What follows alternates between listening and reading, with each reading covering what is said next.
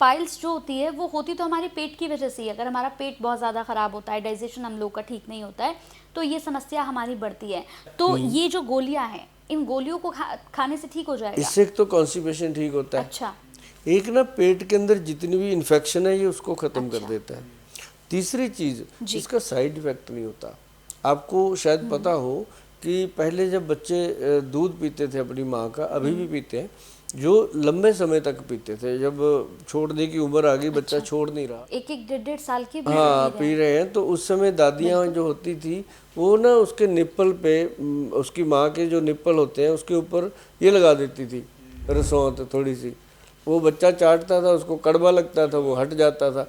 वो इसलिए लगाती थी, उसका नुकसान भी नहीं, बच्चे के पेट को फ़ायदा भी होगा। तो बोले एक पंथ दो काज। तो ये जो चीज़ है ये फ़ायदा करती है।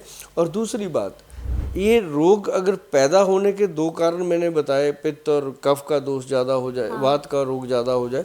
लेकिन ज़्यादा क्या होता है कि जब हम विपरीत आहार खाते रहते हैं। लेकिन गोयल साहब, जब हमारा जो खान पान होता है वही ठीक ना हो, अगर हम विरुद्ध आहार खाते हैं, फिर विरुद्ध आहार कोई भी खाते हैं तो उससे भी ये पैदा होता है। उससे क्या होता है कि कॉन्स्टिपेशन बनता है। अच्छा, मैक्सिमम जो बवासीर के रोगी हैं उनको कब्ज होती है। अगर उनका कब्ज दूर कर दिया जाए तो बवासीर अपने आप नॉर्मल। मेन तो पेट साफ होना है। अब बहुत सारी दुनिया है जिनको मैं पूछता हूँ कि भाई टॉयलेट, कहते ये आती है, लेकिन करने के बाद भी हमें ऐसा लगता है ना रह गया, पेट साफ नहीं हुआ। हाँ, तो ये वो तो जो चीज़ है ना जी, वो उसको लगता है पूरा दिन सताती रहती है और उसी से गट के अंदर वो मल जमा हो जाता है। पोर्टल वेन के अंदर इन्फेक्शन पैदा हो जाती है। आपने कभी देखा होगा कि जो पानी चलता है किसी पाइप के अंदर, तो उसके अंदर एक काई जम जाती है। एक जगह खड़ा रहे पानी, जैसे हम ट्यूबवेल वगैरह पे देखते हैं, तो उसके अंदर भी एक काई हरे वाई जम जाती है ना। तो वही है कि जब ये हमारे फूड पाइप में जम जाता है, जमा हो जाता है वायरस, तो वो उसके अंदर जब भी आप कुछ खाओगे या तो जलन होगी, एसिडिटी होगी, कुछ भी होगा, तो उसको शांत करना बहुत ज़रूरी है, उस पाइप को साफ करना। अब उसके लिए काम आता है त्रिफला। जो त्रिफला है वो बवासीर के रोगी के लिए तो वरदान है, वरदान है। क्या है कि त्रिफला हो 1, 2 और 4 की रेशो का। हरद, बहेड़ा और आंवला। 1 हरड़, 2 बहेड़ा और 4 आंवला, ये एक रेशो है। अगर इस रेशो में आप त्रिफला बना लेते हो, आप बनाना भाई, 100 ग्राम हरड़, 200 ग्राम बहेड़ा और 400 ग्राम आंवला घर पे लाइए। उसको ला के अच्छे से पानी में वॉश वूश करके सुखा के, उसके बाद उसको सुखा के फिर उसको कूट के छान के उसको पाउडर बना लीजिए। अच्छा। तो वो बनेगा असली त्रिफला।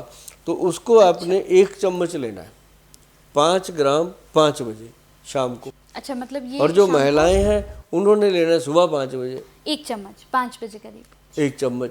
अब जो कहते हैं हम तो ऑफिस जाते हैं जी 5 बजे, तो हमें पता भी नहीं होता दिन चढ़ा कि नहीं चढ़ा। हम तो 8 बजे उठते हैं, 9 बजे उठते हैं। तो वो जब भी उठें, ब्रश करने के बाद उसको खाएं सुबह सुबह। और जो पुरुष लोग हैं वो कहते हैं जी 5 बजे तो हम दफ्तर में होते हैं या रास्ते में होते हैं, गाड़ी में होते हैं, क्या करें।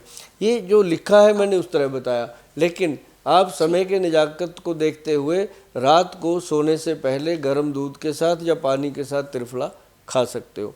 तो उससे क्या होगा, ये पेट को सफाई करता है और आंतड़ियों के अंदर जमा हुआ जो मल होता है उसको ऐसे खरुच के, जैसे हम ब्रश के साथ बॉटल को वॉश करते हैं, ऐसे खरोच के उसको निकालता है। और आप देखते हैं कि अगर हमें जो 2 या 3 महीने तक इसको खा लिया त्रिफला पाउडर को, तो वो मतलब एक तरह से पूरा साफ हो जाता है। हाँ, मतलब पूरा डिटॉक्स हो जाएगा ना एक तरह से। हाँ, और इसके साथ अगर थोड़ा सा कलौंजी मिला दिया जाए तो ये बनता है त्रिफला अमृत जी।